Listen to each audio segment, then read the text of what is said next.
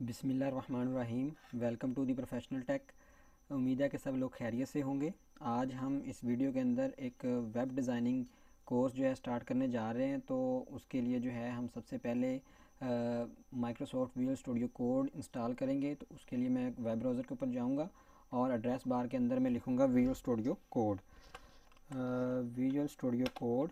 और मेरे पास जो है पहला लिंक ही इसका आ जाएगा। आपने डाउनलोड के ऊपर क्लिक करनी है तो आपके पास जो है ये विजुअल स्टूडियो का पेज जो है ओपन हो जाएगा। आपके पास जो है यहाँ पे विंडोज़ के अंदर दो ऑप्शन हैं, 64 बिट एंड 32 बिट। आपका जो भी सिस्टम है उस लिहाज से इसको डाउनलोड कर लें। मेरे पास चूँकि ये पहले से डाउनलोड पड़ा हुआ है तो मैं जो है उसका फ़ोल्डर ओपन करता हूँ। ये मेरे पास सेटअप पड़ा हुआ है, इसके ऊपर डबल क्लिक करेंगे तो मेरे पास जो है ये विजुअल स्टूडियो कोड का सेटअप इंस्टॉल ओपन हो गया है। अब मैं इसको नेक्स्ट करते जाना है। जस्ट बिल्कुल सिंपल इंस्टॉलेशन है, नेक्स्ट। और ये वाले जो ऑप्शन है आप इनको सबको चेक कर लें, उसके बाद नेक्स्ट कर दें, नेक्स्ट। और ये फ़ाइल जो है आपके सिस्टम में कॉपी होना स्टार्ट हो जाएंगी और कुछ ही देर में जो है आपका ये सेटअप जो है कंप्लीट हो जाएगा और आप जो है विजुअल स्टूडियो इस्तेमाल करने के काबिल हो जाएंगे। तो ये हमारे पास हो गया हुआ है, फिनिश हो गया। इसको फिनिश के बटन के ऊपर हम क्लिक करूँगा तो मेरे पास जो है ये ओपन हो जाएगा इसका सेटअप। तो हमने अब क्या करना है, इसमें कुछ एक्सटेंशन जो है इंस्टॉल करनी है ताकि वो हमें कोडिंग के अंदर जो है हेल्प कर सकें। तो एक्सटेंशन के बटन क्लिक करूँगा। यहाँ पे हम जो है जो भी एक्सटेंशन इंस्टॉल करना चाहते हैं टेक्स्ट बार के अंदर, सर्च बार के अंदर हम लिख सकते हैं। इसके लिए आपका सिस्टम जो है इंटरनेट के साथ कनेक्ट होना ज़रूरी है इंस्टॉलेशन के लिए। तो सबसे पहले हम लाइव सर्वर जो है वो इंस्टॉल करेंगे ताकि हम अपनी वेबसाइट्स को जो है लाइव देख सकें ब्राउज़र के अंदर या वेब पेजेस को। तो मेरे पास जो है यहाँ पे पॉपुलर के अंदर भी ये शो हो रहा है। आपने जस्ट क्या करना है, इंस्टॉल के बटन के ऊपर क्लिक करनी है तो यहाँ पे इंस्टॉलिंग जो है इसकी स्टार्ट हो जाएगी। अभी साथ में जो है हमने एक और एक्सटेंशन इंस्टॉल करनी है इंटेलिजेंस कोड की, विजुअल स्टूडियो इंटेलिजेंस कोड की। तो ये हमें क्या करेगी, ये हमें हेल्प करेगी कोड लिखते हुए मुख्तलिफ सजेशंस के साथ। तो ये बेसिकली एक एआई असिस्टेंट है जो हमें जो है काफ़ी ज़्यादा हेल्पफुल होगा हमारी कोडिंग के दौरान, फ्रंट एंड और बैक एंड दोनों की। उसके बाद जो है हम कुछ HTML की एक्सटेंशन जो है वो इंस्टॉल करेंगे। तो मैं यहाँ पे लिखूँगा HTML। तो यहाँ पे जो है सबसे पहले आपने HTML CSS सपोर्ट की आपने एक्सटेंशन इंस्टॉल करनी है। उसके बाद जो है ये स्निपेट इंस्टॉल कर लें और उसके बाद इंटेलिजेंस कर लें HTML के लिए।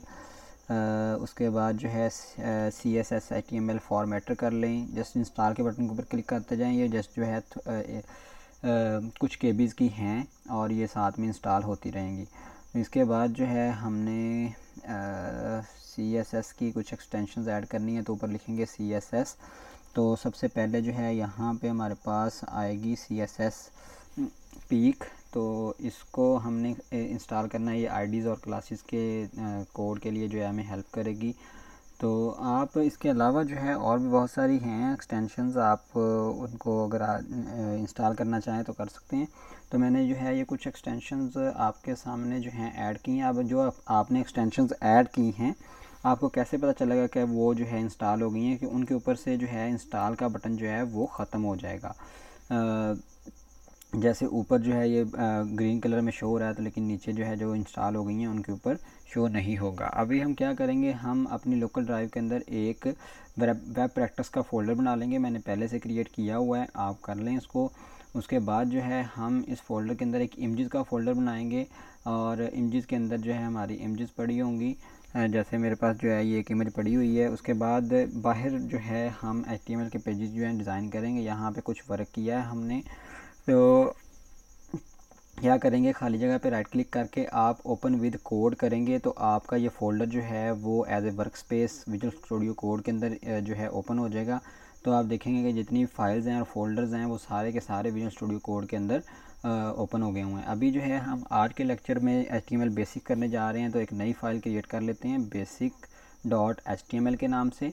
तो मैं यहाँ पे लिखूँगा basic.html।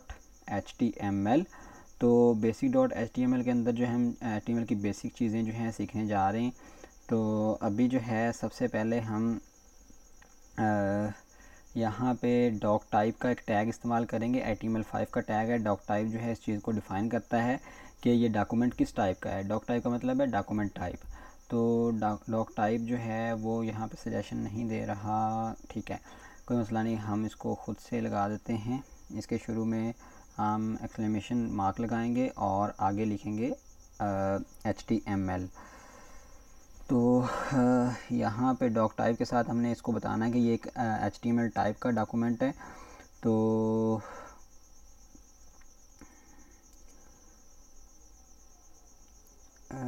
यहाँ पे लिखेंगे हम HTML।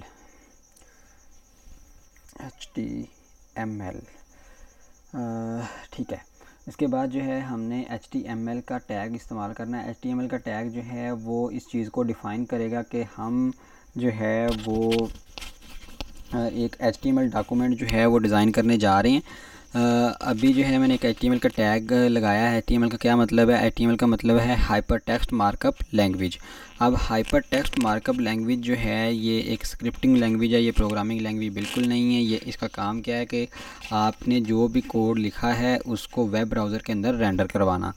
ये इसके अंदर हम सारे का सारा टेक्स्ट ही लिखते हैं। इसके अंदर कोई भी ग्राफिक्स वगैरह जो है हम डायरेक्टली जो है वो ऐड नहीं करते, जस्ट उनके लिंक्स वगैरह जो हैं एज ए टेक्स्ट ही इंक्लूड होते हैं। तो अभी HTML जो है इसका क्या काम है, हम ब्राउज़र के अंदर जाएंगे, जैसे ये वेबसाइट ओपन की हुई थी, इसका लिंक कॉपी करेंगे और यहाँ पे आकर पेस्ट करेंगे तो आप देखेंगे कि इसके शुरू में जो है HTTPS लिखा हुआ आ रहा है। HTTPS का मतलब है हाइपर टेक्स्ट ट्रांसफ़र प्रोटोकॉल। अब हाइपर टेक्स्ट ट्रांसफ़र प्रोटोकॉल जो हैं वो दो टाइप के होते हैं, एक सिक्योर ट्रांसफ़र प्रोटोकॉल होता है और दूसरा जो है वो इनसिक्योर ट्रांसफ़र प्रोटोकॉल होता है।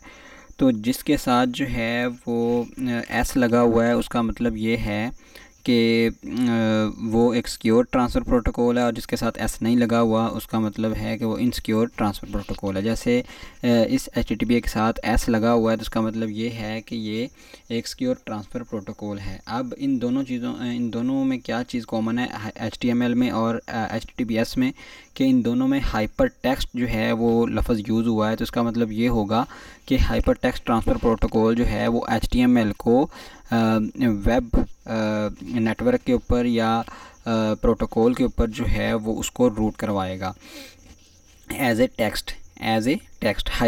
हाइपर टेक्स्ट आप उसे कह लें कि एज ए हाइपर टेक्स्ट जो है पूरे वेब पेज को प्रोटोकॉल के ऊपर जो है वो रूट करवाएगा। तो HTTPS इसी वजह से हम इस्तेमाल करते हैं कि ये हर एक वेबसाइट के साथ जो है इस्तेमाल होता है, इसके बगैर जो है वो web page over the internet route नहीं करते। अब HTML हमने टैग लगाया। HTML का मतलब ये है कि पूरे की पूरी जो वेब पेज है या वेबसाइट है, जो सिंगल पेज है, वो इसी टैग के दरमियान में आएगी। अब HTML जो है वो इंसानी बॉडी के लिहाज से डिज़ाइन की गई है। जैसे हमारा सर है, बॉडी है और फिर फुटर हैं, पाँव हैं, इस तरीके से इसके भी इसी तरीके से स्ट्रक्चर है। पहले इसका हेड आता है, फिर बॉडी आती है और फिर जो है इसका फुट या फुटर आता है। तो हम सबसे पहले जो है इसके अंदर हेडर इस्तेमाल करेंगे या हेड इस्तेमाल करेंगे। हेड का मतलब उसका सर है, पेज का जो है वो हम एक जो है उसका सर जो है डिफ़ाइन करेंगे, हेड डिफ़ाइन करेंगे। हेड के अंदर जो है हम टाइटल डिफ़ाइन करते हैं और टाइटल जो है वो हमें बताता है कि ये वेब पेज किस मुतल्लिक है या वेब पेज का क्या मतलब है और किस लिए ये है क्रिएट किया गया है। तो हम इसके लिए जो है अब क्या करेंगे, यहाँ पे एक हेड का टैग जो है इस्तेमाल करेंगे। तो इसके लिए यहाँ पे लिखेंगे हेड और हेड के अंदर जो है हम टाइटल का टैग इस्तेमाल करेंगे।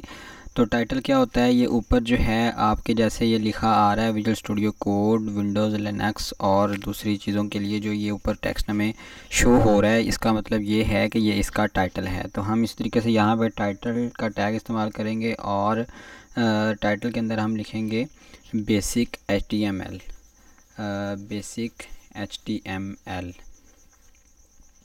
टैग्स। ठीक है, तो ये इसको हमने सेव किया है। अभी इसके ऊपर खाली जगह पे राइट क्लिक करेंगे और ओपन विद लाइव सर्वर करेंगे तो हमारे पास जो है ये पेज जो है ओपन हो जाएगा। तो आप देखेंगे इसके टाइटल के अंदर जो है वो बेसिक HTML टैग्स जो हैं वो टाइटल शो हो रहा है। तो यही इसका मकसद था टाइटल इस्तेमाल करने का कि ये इसके हेड के अंदर इसके टाइटल को डिफ़ाइन करेगा। अब हम जो है नेक्स्ट टैग जो इस्तेमाल करने जा रहे हैं वो बॉडी है। तो मैं यहाँ पे बॉडी लिखूँगा और बॉडी के कुछ जो है एट्रीब्यूट्स हम इस्तेमाल करेंगे कि बॉडी को जो है हम किस तरीके से इस्तेमाल कर सकते हैं। तो सबसे पहले जो है इसका बैकग्राउंड कलर है बीजी कलर। तो बीजी कलर जो है मैं यहाँ पे जैसे रेड करता हूँ, रेड करने के बाद जो है मैं इसको सेव करता हूँ और ब्राउज़र के अंदर जाता हूँ, तो आप देखेंगे कि पूरी बॉडी का कलर जो है वो रेड हो गया हुआ है। तो ये क्या करता है कि बॉडी के कलर को चेंज करता है। अभी मैं इसको ग्रे करता हूँ और दोबारा से रिफ़्रेश करता हूँ, तो देखेंगे कि पेज कलर जो है वो ग्रे हो गया हुआ है। अभी मैं इसके ऊपर कोई बैकग्राउंड इमेज लगाना चाहूँ, जैसे मेरे पास जो है ये, इसके लिए हम बैकग्राउंड का एट्रीब्यूट इस्तेमाल करेंगे। मेरे पास इमेजेस के फोल्डर के अंदर एक इमेज पड़ी है, तो मैं यहाँ पे लिखूँगा images/3.jpg उसका नाम था। तो मैं इसको रिफ़्रेश करता हूँ, तो देखेंगे कि इमेज जो है वो ब्राउज़र के अंदर रेंडर हो गई हुई है। तो अभी जो है हम दोबारा से एडिटर की तरफ चलते हैं। तो इसके अलावा जो है अगर मैं यहाँ पे कोई टेक्स्ट लिखता हूँ, hi this lecture we learn about basic HTML। तो इसको जो है दोबारा से रिफ़्रेश करते हैं, सेव करते हैं और चलते हैं ब्राउज़र के अंदर। देखेंगे ये टेक्स्ट जो है इमेज के ऊपर अप्लाई हो गया हुआ है, I in this lecture will learn about basic HTML। तो अभी जो है हम दोबारा से एडिटर की तरफ चलते हैं।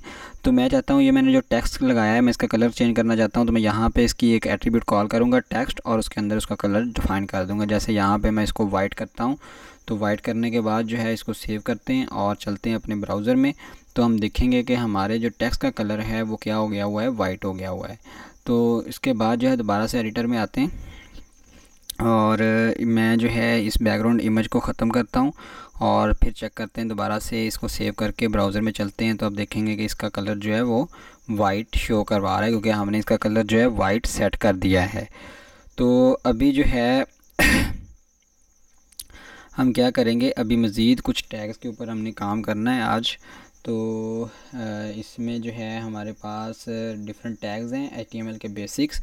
तो जैसे पहले जो है पैराग्राफ का टैग है, तो पैराग्राफ के अंदर जो हम डिफरेंट टेक्स्ट को पैराग्राफ के फॉर्मेट के अंदर लिखते हैं, तो उसके लिए जो है हम P का टैग इस्तेमाल करते हैं। लेकिन इससे पहले जो है मैं आपको एक एम्फसाइज़ का टैग जो है EM का बताता हूँ कि HTML टैग जो है किस तरीके से इस्तेमाल करते हैं। तो इसके लिए आपने करना क्या है कि आपने जो है वो टैग सिंबल ओपन, आपने जो भी टैग जो है वो ओपन करना है, उसको फॉरवर्ड स्लैश के साथ क्लोज़ भी करना है। जैसे ये EM का टैग है, इसके आखिर में जो है फॉरवर्ड स्लैश EM लिखा हुआ है, तो उसका मतलब ये है कि ये टैग जो है क्लोज़ हो गया हुआ है। तो जो भी आप टैग ओपन करेंगे उसको क्लोज़ करना लाजमी है, उसके बगैर जो है वो एक्यूरेटली वर्क नहीं करेगा। तो जैसे मैंने यहाँ पे लिखा है हेलो वर्ल्ड, तो हम जाके देखेंगे कि ये इसके ऊपर एम्फसाइज़ का टैग जो है वो अप्लाई हो गया हुआ है। उसने इसको टिल्ट कर दिया है, टेक्स्ट को इटालियन मोड में कर दिया है और जो है ठीक है। अब इसको जो है हम ये टेक्स्ट को ख़त्म करके हम जो है नेक्स्ट इसको मूव करते हैं चीज़ों को। तो अब सबसे पहले जो है हमने पैराग्राफ का टैग जो है वो इस्तेमाल करना है। तो इसके लिए जो है सबसे पहले हम कमेंट करते हैं। तो कमेंट जो है वो लाजमी करें अपने कोड को, चाहे आप कोई भी लैंग्वेज के ऊपर काम कर रहे हो। इससे जो है आपकी प्रोडक्टिविटी बढ़ती है, आपको पता चलता है कि मैंने कोड किस लिए लिखा था। तो ये HTML के अंदर जो है कमेंट करने के लिए हम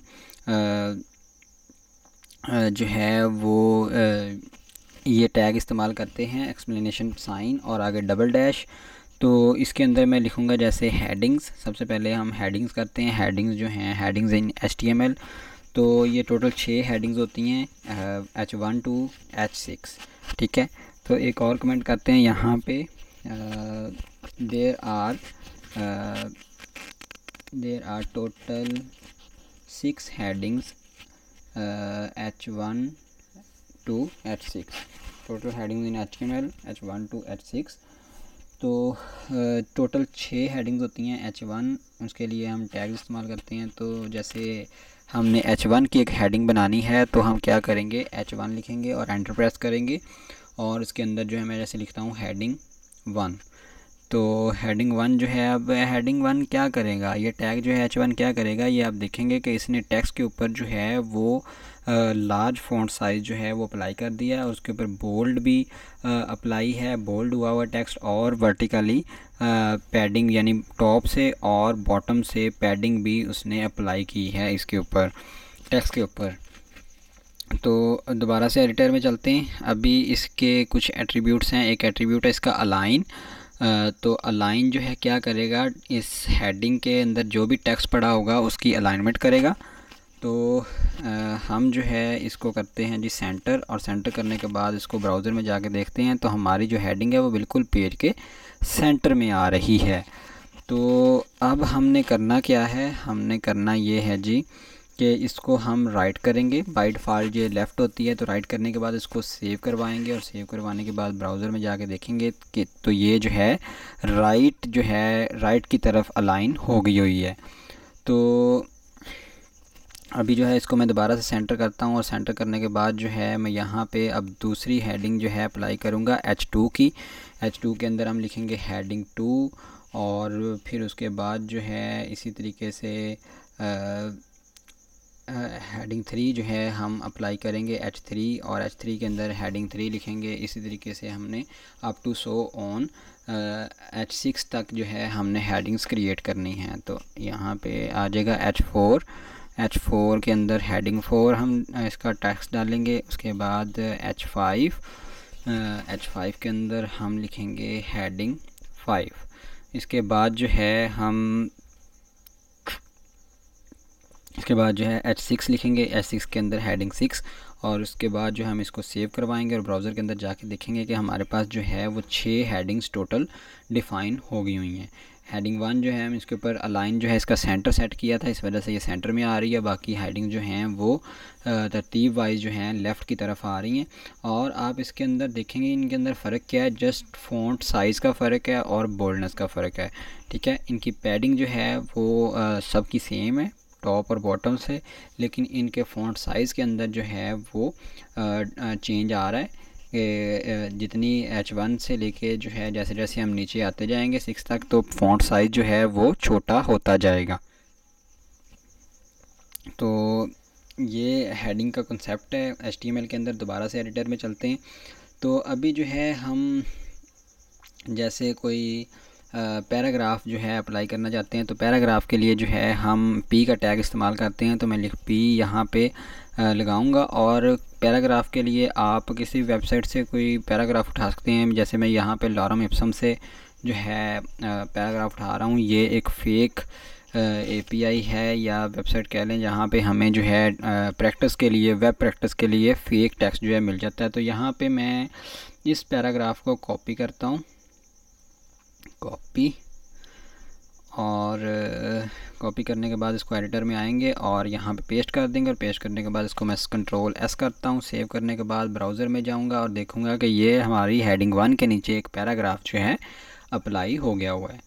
अब पैराग्राफ जो है वो उसका टेक्स्ट जो है आपको पता है कि वो सारा इकट्ठा आता है। तो सपोज़ करें हमने पैराग्राफ के अंदर कोई लाइन ब्रेक करनी है, मतलब मैं चाहता हूँ कि इतनी लाइन के बाद जो है वो कंट्रोल जो है या टेक्स्ट जो है वो नेक्स्ट लाइन के अंदर शो हो। तो मैं क्या करूँगा, मैं इस लाइन के ऊपर जाऊंगा जहाँ पे मैंने कंट्रोल नेक्स्ट लाइन के ऊपर मूव करना है। तो मैं यहाँ पे एक BR का टैग इस्तेमाल करूँगा। BR का मतलब है लाइन ब्रेक, मतलब वो क्या करेगा कि लाइन को ब्रेक करके कंट्रोल जो है वो नेक्स्ट लाइन के अंदर मूव कर देगा। अब देखें जैसे ही हमने BR का टैग अप्लाई किया है तो ये नेक्स्ट लाइन के अंदर मूव हो गया हुआ है। अभी सपोज़ करें हम किसी और जगह के ऊपर जो है वो BR का टैग इस्तेमाल करना चाहते हैं। जैसे यहाँ पे दिस बुक से पहले जो है मैं चाहता हूँ कि ये BR का टैग हो। तो मैं इसको देखता हूँ दिस बुक कहाँ पे लिखा आ रहा है।